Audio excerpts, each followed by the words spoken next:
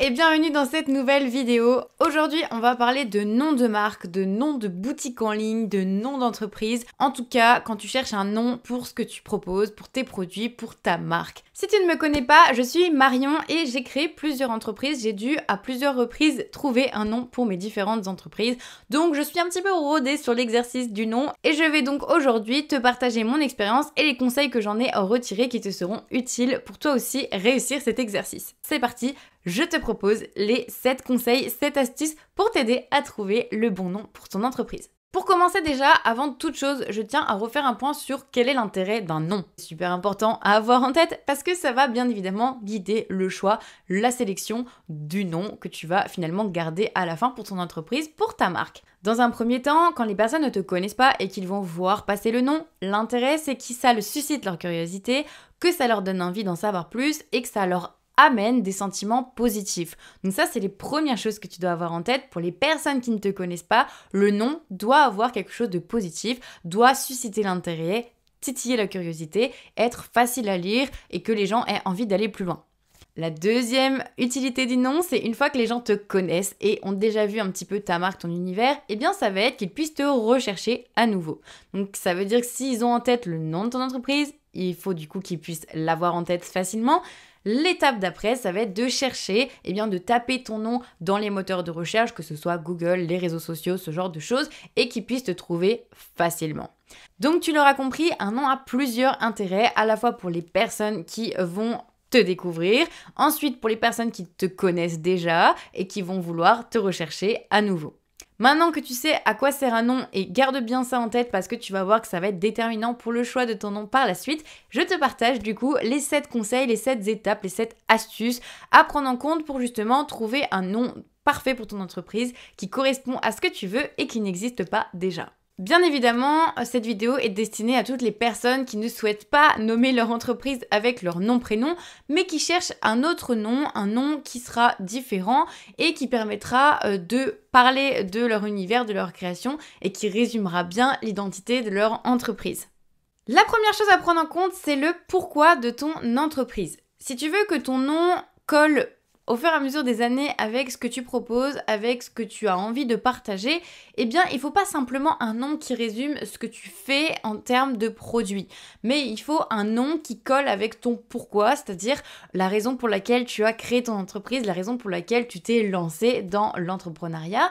Et donc, c'est la toute première chose à faire, c'est de mettre à plat pourquoi tu as créé ton entreprise, ta vision, tes valeurs, les choses qui vont en fait résumer ton activité en dehors du type de produit que tu peux proposer. Donc même si tu proposes par exemple des vêtements ou que tu proposes des bijoux ou même des tapis, peu importe, la raison pour laquelle tu as créé ton entreprise, les valeurs de ton entreprise sont vraiment les choses les plus importantes qui vont devoir être en corrélation avec ton nom.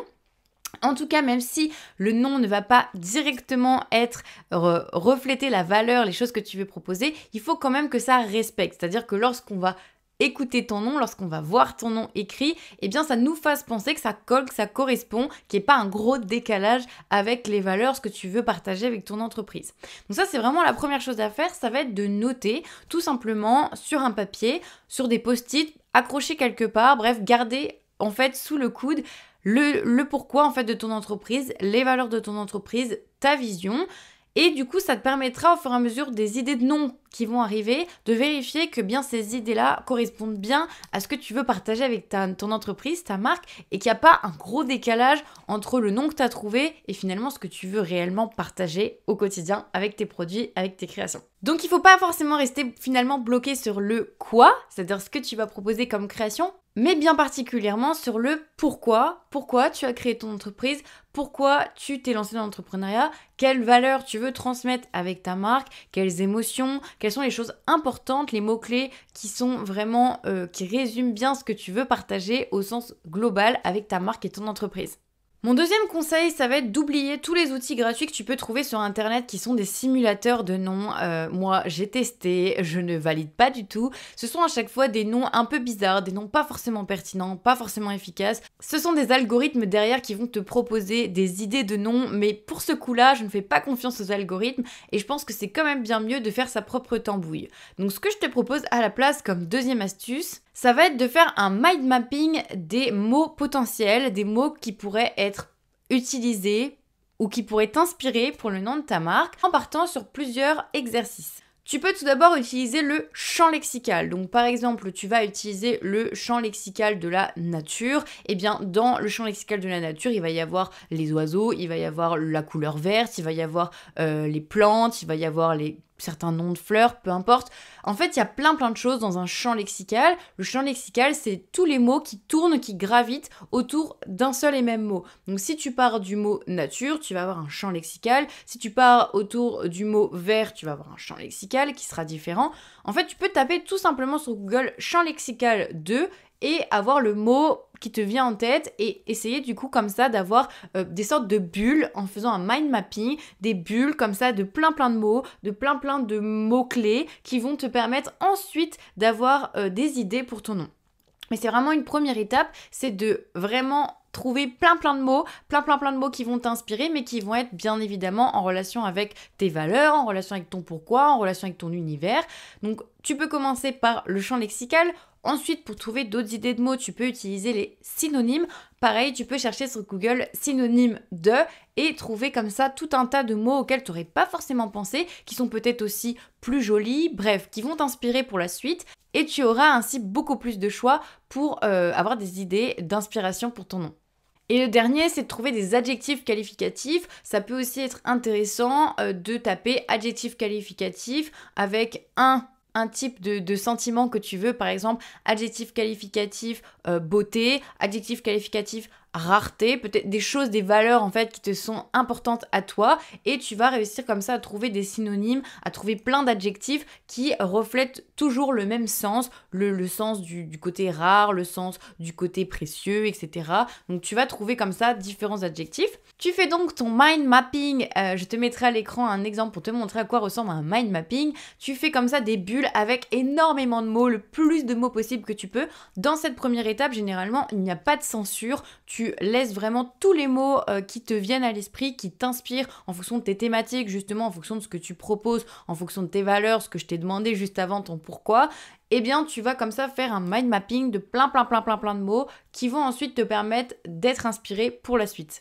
Troisième conseil, troisième astuce, une fois que tu as justement tous ces mots, qu'est-ce que tu vas faire? Eh bien, tu vas potentiellement faire le tri et tu vas faire le tri avec certaines méthodes. Soit tu vas essayer de combiner deux mots ensemble directement, soit tu vas faire des combinaisons de mots en enlevant certaines lettres parce que tu trouves qu'il y a deux mots qui vont bien ensemble, qui pourraient former un seul et même nouveau mot. Tu peux aussi chercher avec ces mots-là des jeux de mots. Donc par exemple, si parmi ton mind mapping, il y a le mot oiseau qui ressort et qui t'inspire vraiment beaucoup, eh bien tu vas aller chercher jeu de mots oiseau. Tu peux taper sur Google aussi, tu vas voir qu'il y a toujours des jeux de mots qui existent par rapport à n'importe quel mot que tu as en tête et tu trouveras comme ça des petits jeux de mots qui peuvent de fil en aiguille t'amener encore une fois à réfléchir à de nouveaux noms pour ton entreprise. Au fur et à mesure de ces différentes étapes, bien entendu, je te laisse créer une liste de noms.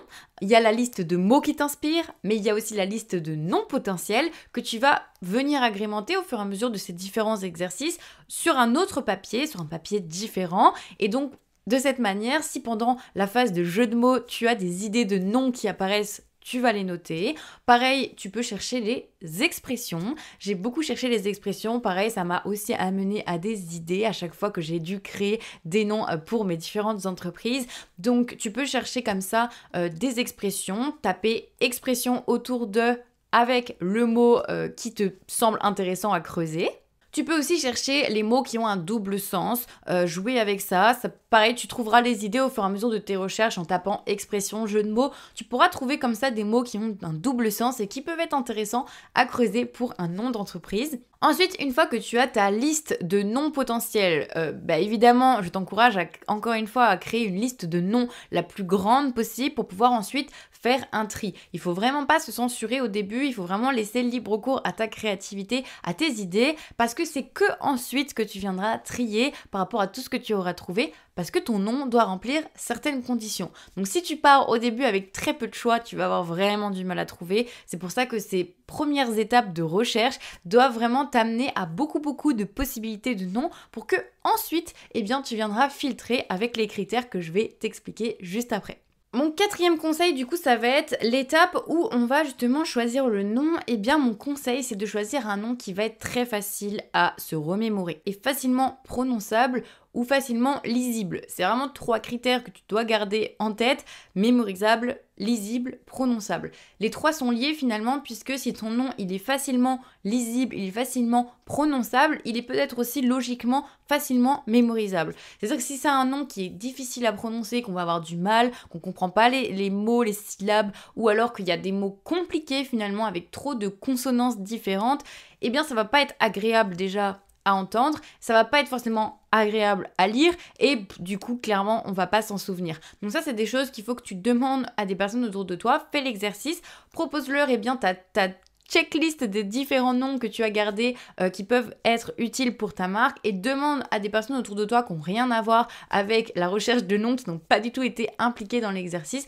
de te dire si justement ils ont des préférences et s'il y a des noms qui leur paraissent plus facilement mémorisables que d'autres. 5e conseil, on arrive justement aux noms qui n'existent pas. Comment trouver des noms qui n'existent pas? Ok, tu as fait la checklist super importante d'un nom très bien prononçable, mémorisable, lisible, vraiment voilà, agréable à écouter, à lire.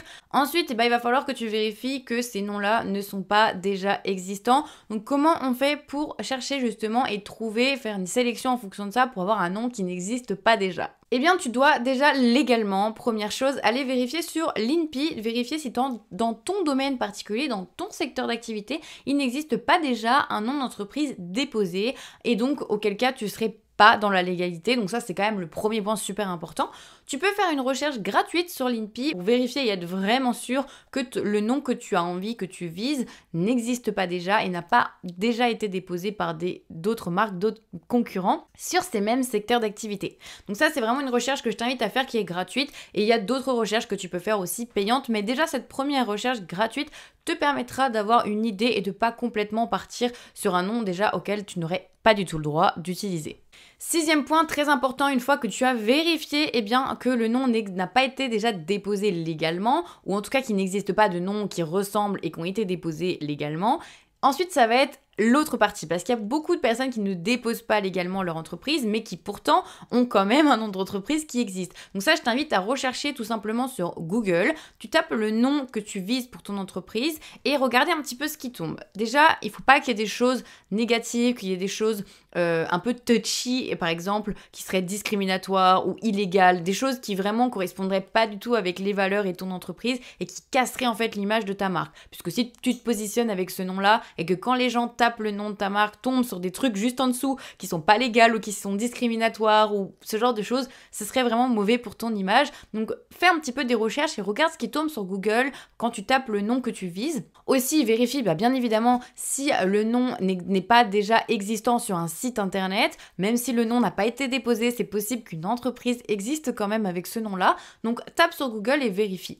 Il peut y avoir des entreprises qui existent avec le même nom que toi, qui n'ont pas été déposées, mais qui sont sur un tout autre domaine. Typiquement, le nom de ma marque L-Essence, ça existe déjà, mais ça existait pour des cabinets de massage, des kinésithérapeutes, ce genre de choses, et qui n'étaient pas du tout dans la région où j'étais et qui ne vendaient rien en ligne, qui avaient simplement un cabinet. Là, pour le coup, ça ne pose pas de problème puisque ce n'est pas en concurrence, on ne fait pas du tout la même chose. Et en plus, ces entreprises-là ont une logique locale où elles se font connaître en local, alors que moi j'ai une logique internet, donc il n'y a pas du tout de conflit d'intérêt sur ces choses-là, donc c'est pas un souci qu'il y ait déjà une entreprise qui existe avec ce nom-là. Il faut quand même éviter, il me semble dans ma mémoire que c'était des noms qui ressemblaient, qui n'étaient pas tout à fait exacts au nom de ma marque L-Essence, mais qui étaient sans CL ou quelque chose qui ressemble en tout cas, qui était à peu près avec les mêmes mots. Voilà, ça c'est pas forcément très grave. Mais il faut vraiment que tu vérifies, donc tape déjà sur Google.